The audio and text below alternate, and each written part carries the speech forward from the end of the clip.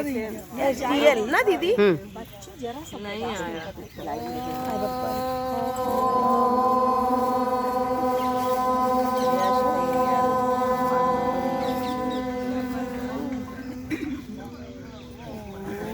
शतमिन्न शरदो अन्तिदेवा यत्रा नश्चक्रा जरसातनूनां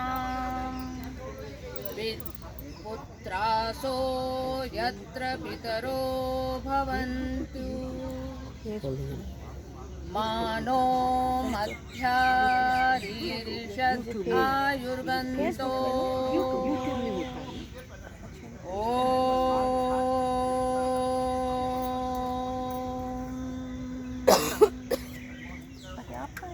शांति शांति शांति।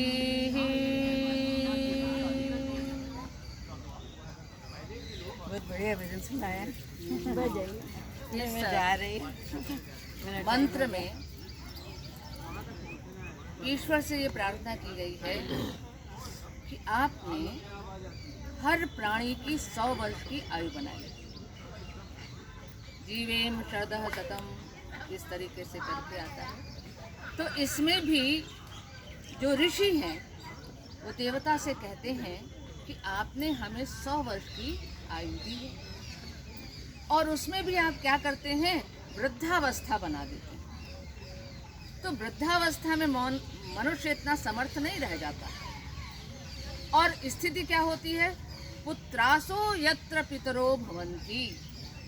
पुत्र जहाँ पर, पिता उसको कहते हैं जो रक्षा करता है, तो पुत्र हमारे संरक्षक बन जाते हैं, वो हमारी देखभाल करते हैं। तो ऐसा मत करिए, हमें जो आपने 100 वर्ष की आयु दी है वो पूरी 100 वर्ष की आयु हम अपने ढंग से जिए, पूरे स्वस्थ रहते हुए हम उसको जिए। हमारी आयु को आप बीच में ही हिंसित मत करिए, वृद्धावस्था दे करके उसको हिंसित मत करिए। पूरी तरीके से 100 वर्ष तक हमारे हाथ पैर दिमाग सब चलता रहे और हम 100 वर्ष की आयु, ये ईश्वर से बहुत अच्छा। दूसरे पर डिपेंड हाँ ना करें। आप कहिएगा तो मुझका नंबर दे दीजिए। वही तो प्रार्थना कर रहे हैं कि ऐसा मत करिए। मुझे 100 वर्ष की अवस्था आपने दी है तो पूरी तरीके से जीने दीजिए। हालांकि आज 100 वर्ष लोग जी भी नहीं पाते हैं, लेकिन एक मान्यता है कि 100 वर्ष की आयु होती है। पहले लोग आराम से जीते, अभी भी बहुत रेयर। देखिए आज आयु को कम कर दिया है। बहुत पॉपुलर सी यानी प्रसिद्ध सी कथा है महाभारत की, सभी ने सुना है। महाभारत सीरियल देखा होगा तो उसमें भी युधिष्ठिर यक्ष संवाद सबने सुना, जानते सभी हैं, ऐसा नहीं कि कोई नहीं जानता।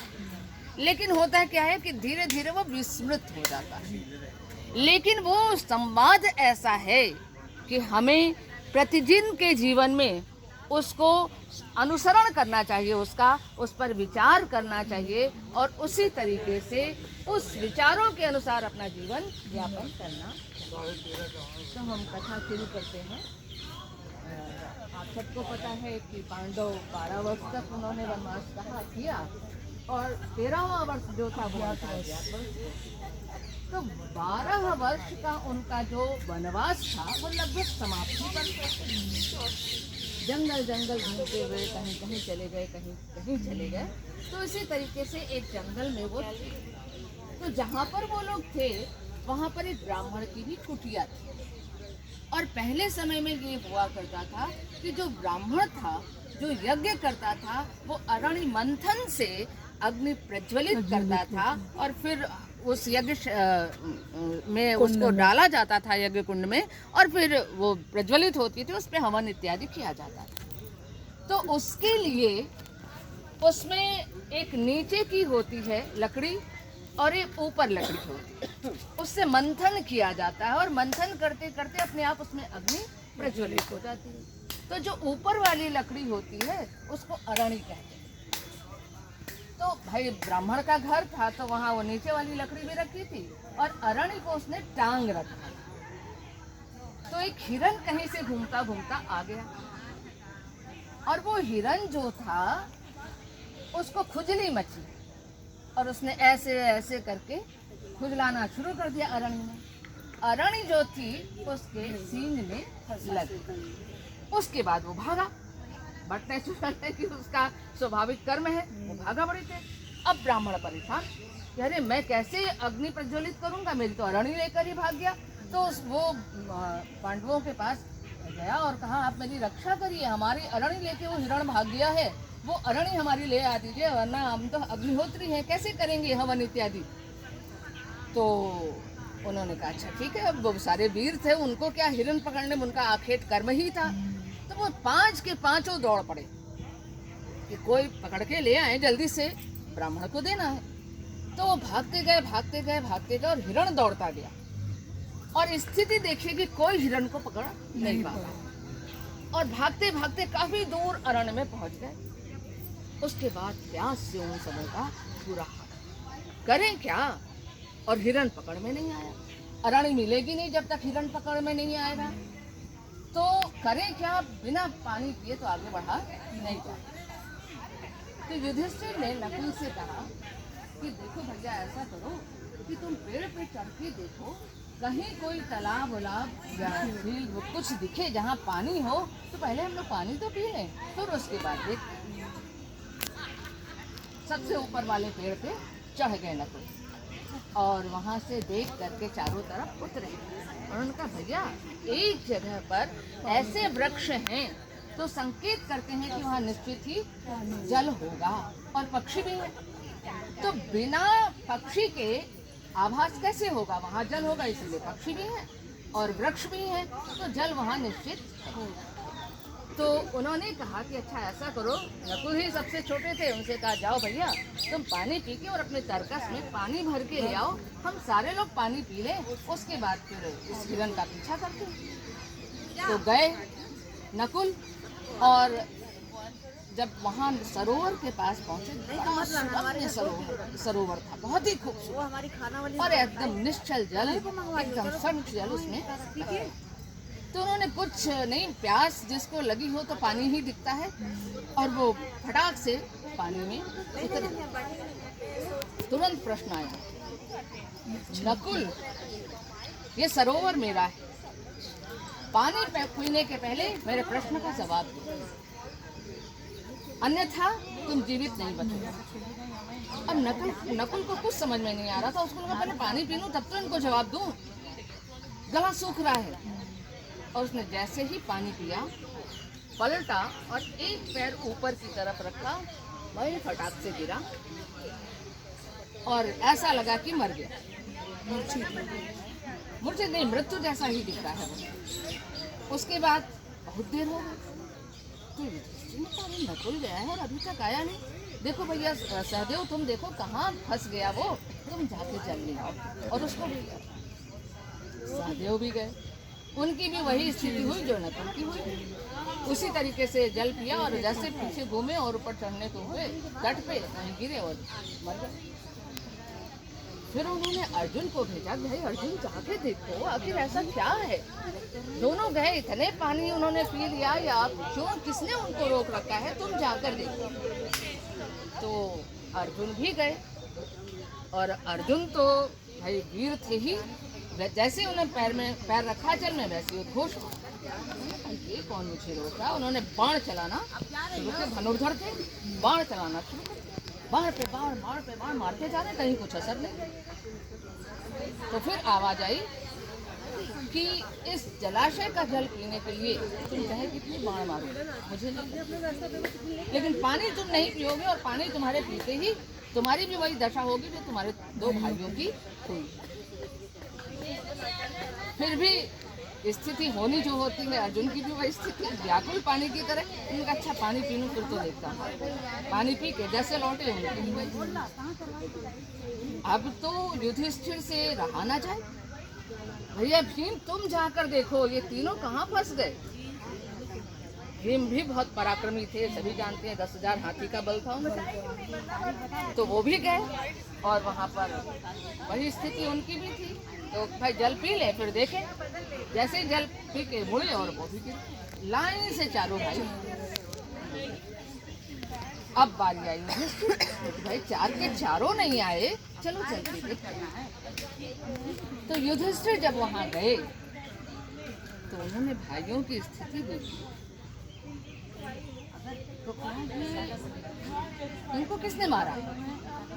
अगर कोई प्रहार करता है तो उसका अंश दिखाई देना चाहिए।